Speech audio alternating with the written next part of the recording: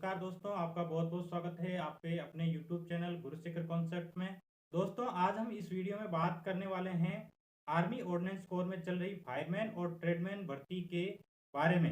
दोस्तों, अगर आप जानना चाहते हैं फायरमैन और ट्रेडमैन से संबंधित संपूर्ण जानकारी के लिए तो इस वीडियो के अंत तक बने रहिए। इस वीडियो को बिना स्किप किए पूरा देखिए।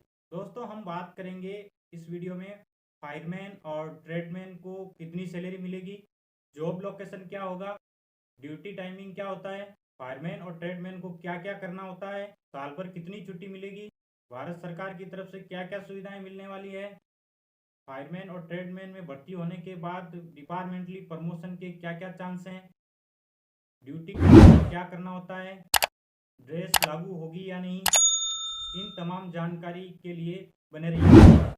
तो दोस्तों, भर्ती प्रक्रिया अभी जारी है, तो बिना देरी किए आज ही आवेदन कर दीजिए। अंतिम तिथि नज़दीक है और जितना जल्दी आवेदन करेंगे एग्ज़ाम सेंटर की चॉइस मिलने में आपको सुविधा रहेगी। तो दोस्तों, आप केवल एक ही पोस्ट के लिए आवेदन कर सकते हैं, या तो फायरमैन के लिए या ट्रेडमैन के लिए।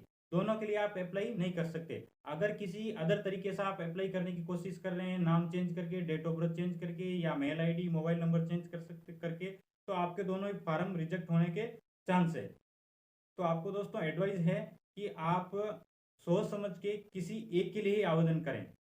ये प्रक्रिया कुल 1793 पदों के लिए है, जिसमें फायरमैन के 544 पद है और ट्रेडमैन मेट के लिए 1249 पद हैं। आप एओसी की ऑफिशियल साइट पे जाके आवेदन कर सकते हैं, जिसका लिंक मैं आपको डिस्क्रिप्शन बॉक्स में दे दूंगा, जहां से आप ऑनलाइन आवेदन कर सकते हैं।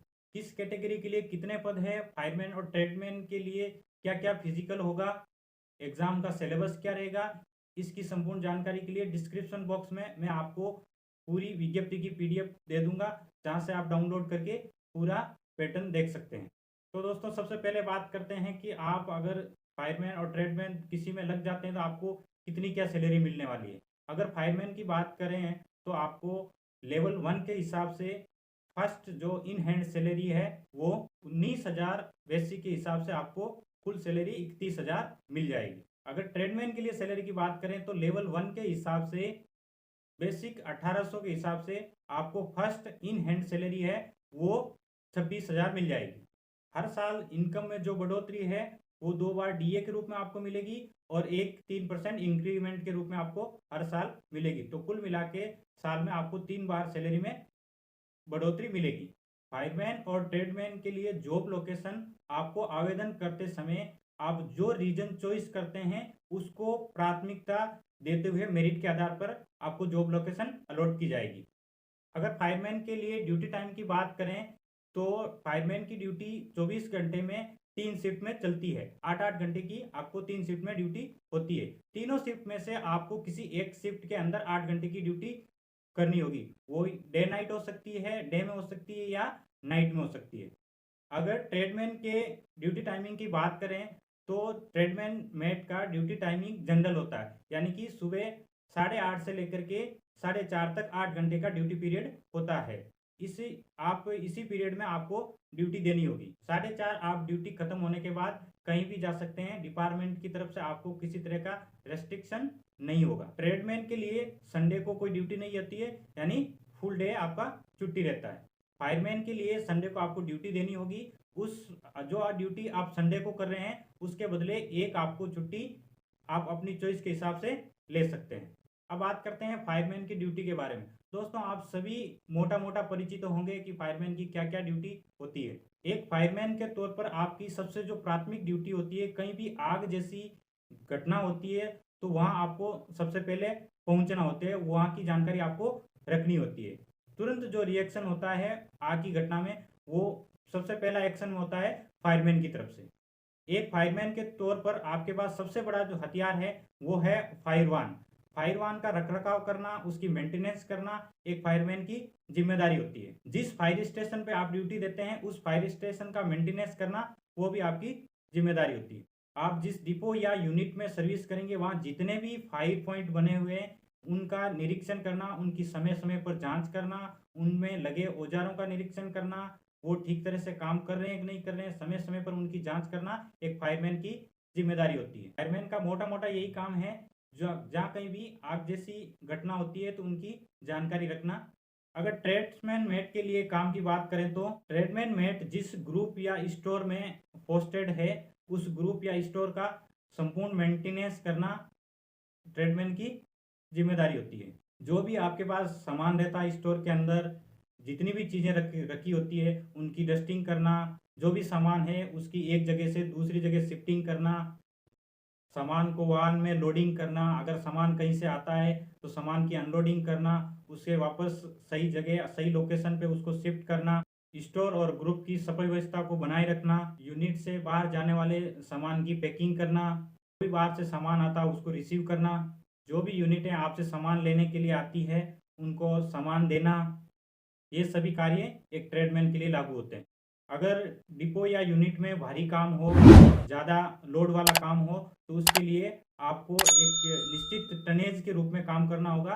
इतना शिफ्टिंग करने के बाद आप फ्री हो सकते हैं। दोस्तों, ट्रेडमैन में भर्ती होने के 3 साल बाद आप डिपार्टमेंटली एग्जाम दे सकते हैं। जो लोग ऐसा सोच रहे हैं कि भाई ट्रेडमैन में ही रह जाएंगे, डिपार्टमेंटली कोई प्रमोशन नहीं मिलेगा, वो दोस्तों अपनी एबिलिटी के हिसाब से डिपार्टमेंट में आने के बाद भी एग्जाम दे सकते हैं और प्रमोशन के चांस है। और 8 घंटे ड्यूटी के बाद भी आपके पास बहुत सारा टाइम बच सकता है। उस टाइम का आप मैनेज कर सकते हैं, उस टाइम का यूटिलाइज कर सकते हैं, अच्छे से घर पे तैयारी कर सकते हैं और बाहर के जितने भी वैकेंसी है वो आप फ्री माइंड होके फाइट कर सकते हैं। डिपार्टमेंट को आप इंफॉर्मेशन या एनओसी लेकर के बाहर के एग्जाम दे सकते हैं। जब भी आपको हायर पोस्ट हायर नौकरी मिल सकती है तो आप डिपार्टमेंट को बता के दूसरे डिपार्टमेंट में हायर पोस्ट के लिए जा सकते हैं। अगर फायरमैन और ट्रेडमैन के लिए साल भर की छुट्टी की बात करें तो आपको 50 छुट्टी 1 साल के लिए मिलेगी। संडे का अवकाश रहेगा और 16 वार्षिक अवकाश इन 50 छुट्टी के अतिरिक्त आपको मिलेंगे। ये 50 छुट्टी की जो सुविधा है वो साल भर में आप कभी भी ले सकते हैं अपनी सुविधा के हिसाब से। एक बहुत बड़ी सुविधा है भारत सरकार की तरफ से, अगर आप ट्रेडमैन या फायरमैन किसी भी पोस्ट के लिए भर्ती होते हैं तो आपको ग्रोसरी का कैंटीन कार्ड आपको मिल जाएगा, जो आप भारत में किसी भी डिफेंस, एयरफोर्स या नेवी की कैंटीन से आप सामान कभी भी ले सकते हैं, जिसकी उसकी लिमिट के हिसाब से।